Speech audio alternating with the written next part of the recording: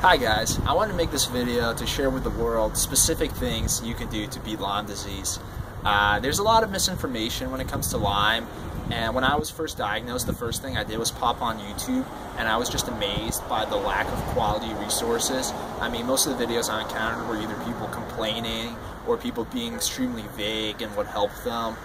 In order to actually find out how I can beat Lyme disease, because your doctor certainly won't tell you, is read a lot of books. So I read a lot of books about Lyme, and read a lot of blogs, and did a lot of trial and error, and eventually figured out some really effective things that you can do to help you beat Lyme disease. But it was a long journey, and I want to save you guys that journey. I want to tell you right now what are the most effective ways to treat Lyme disease. I will be very specific in this video. I'm not going to talk about lifestyle changes or you know, like anything mental. I'm just going to talk about specific physical treatments that you can do. And I kind of broke this down into, well, you'll see as the video goes on. So the first thing that I feel has been the most effective thing in helping me battle Lyme has been ozone therapy. And the healing effects of ozone are highly underrated. I mean, there's documented cases, I know this sounds pretty unbelievable, but there's documented cases of people with full-blown AIDS making a full recovery to the point where they test a few years later having no markers of the HIV virus just from doing ozone every day. It has helped me immensely, and I've met many people who it's helped, and there's a chance it might not help you, but there's a much bigger chance that it will help you, so you should definitely give it a shot. Now when it comes time, because there's so many different kinds of ozone, what kind of ozone should I do? They're all good. For me, the most effective has been direct ozone. That's basically where they take a syringe full of ozone, just inject it into your veins. There's some controversy with that. There's a lot of people who say it's not safe. I've never had any problems with it. I know a lot of people who have never had any problems with it. If you want to play it a little more safe, then you can do the indirect ozone, where they inject the ozone into your blood and then put the blood back into you. But for me, direct ozone has been the most effective treatment in terms of killing bacteria, the Lyme bacteria.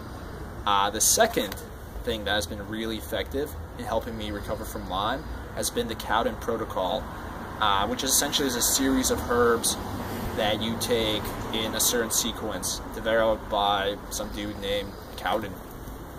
So basically, every time I would start a new Cowden herb, and the ones that I did specifically are Banderol, Hatanua, and Cemento, I would feel worse at first, which is the Herx reaction. I would feel actually pretty bad and think that I was backsliding and like making myself worse. And then eventually, after a week or so, when I got to the maximum dose, I would break through and reach a new plateau of health. So if I was, stuck at being able to walk for only 10 minutes, which was a time in my life where I couldn't walk for more than 10 minutes, I would, when I would introduce a new Cowden herb, I would go down to like being able to walk for 3 minutes for a few weeks while I got up to the full dose, and then eventually I would break through the plateau and be able to walk for 15 minutes. So I feel the Cowden protocol is super effective, at least has been for me. And once again, I've met a lot of people that it's been effective for. So ozone and Cowden are two amazing things that you can do to help kill the Lyme bacteria and its co-infections. And you can also combine them. I also did other things to help me, I want to mention this, to help me kill the bacteria. I still am taking a lot of antibiotics. I did systemic enzymes. I ate like raw garlic. But I feel, at least it is my opinion, that those things, the other things I did, were not as effective as ozone and the Cowden protocol. So why focus on things that have less potential working and not focus on the things that have the most potential, which I feel are, once again, ozone and Cowden. So that's in terms of killing the bacteria. Now in terms of detoxing, which I've come to realize is huge when it comes to Lyme, the two things that have been the most effective for me have been hot yoga and oil pulling.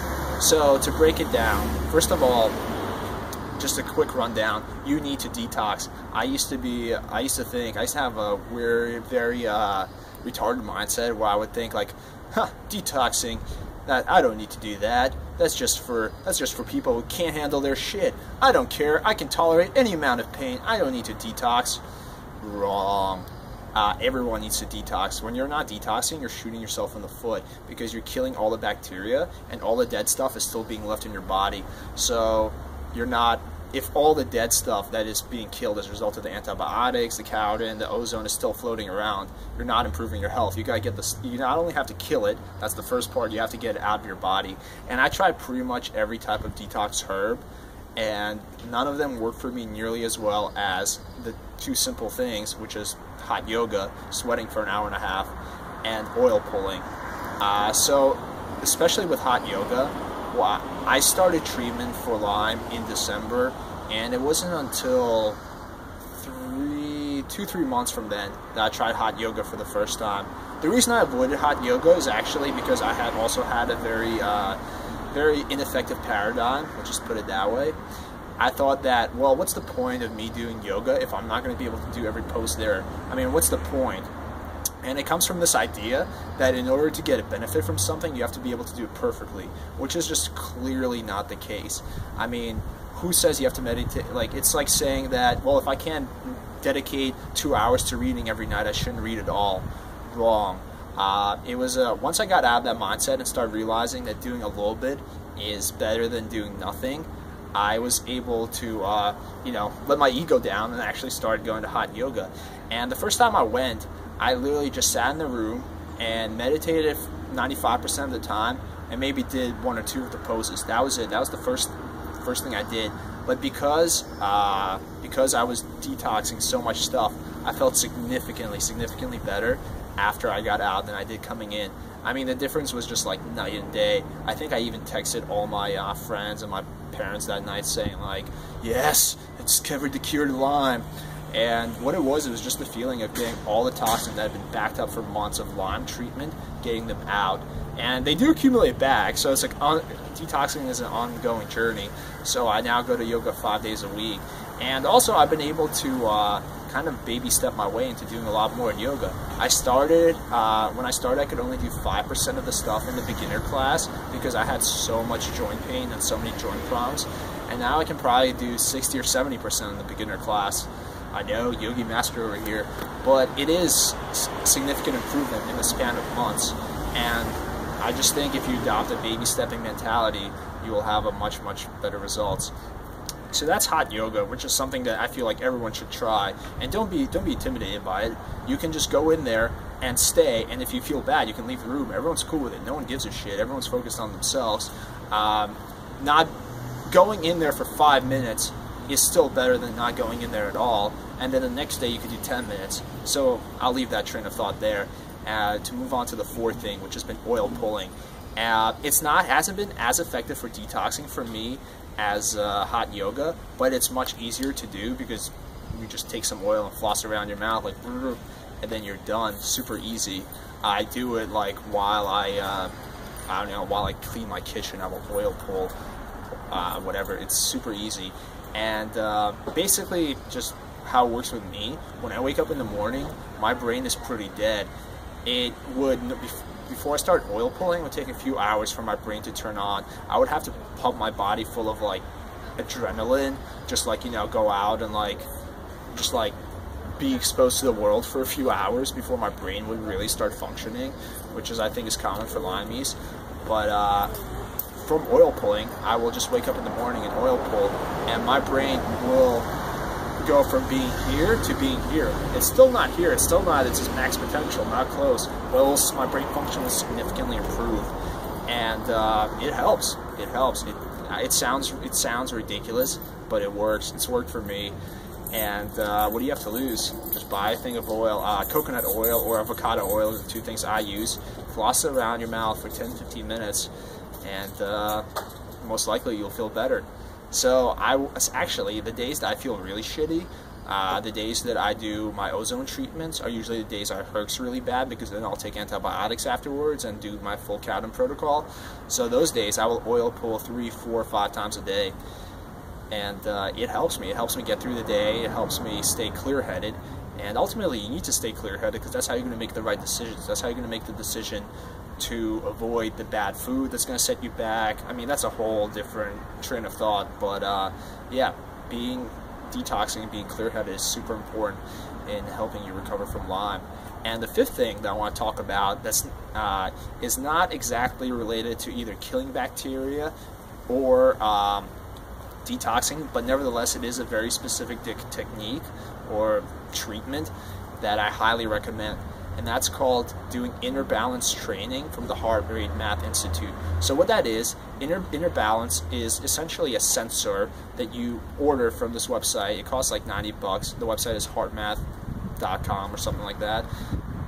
And you hook it up to your ear while you meditate, and what it does is give you real-time feedback on how your meditation sessions are going. It will tell you exactly where your nervous system is in terms of stress, you know, because during meditation, whoever meditates can relate to how it's common to be in the zone and be out of the zone and then be in the zone and out of the zone.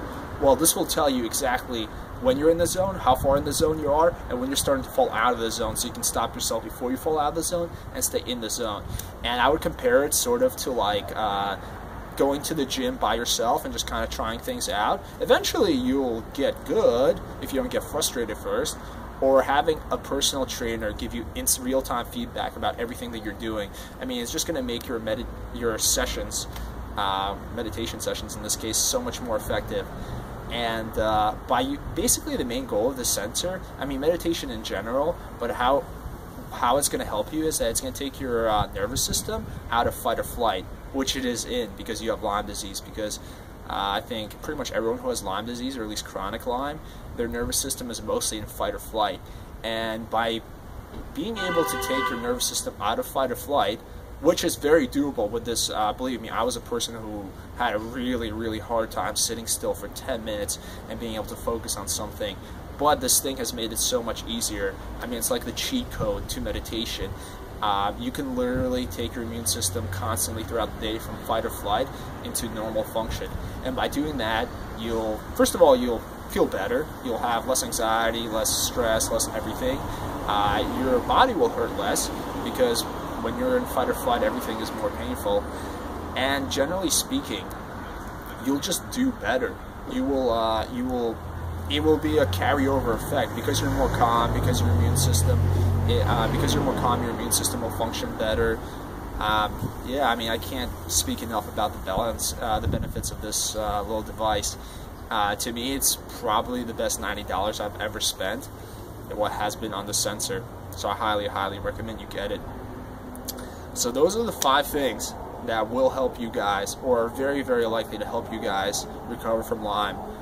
Maybe 4 out of the 5 things will help, maybe all 5 will, maybe even 1 out of the 5 will help, but it's still very specific action steps that you can take right now to help you recover from Lyme disease. So just go over it: ozone, Cowden protocol, hot yoga, oil pulling, and then inner balance training, which is AIE, guided meditation.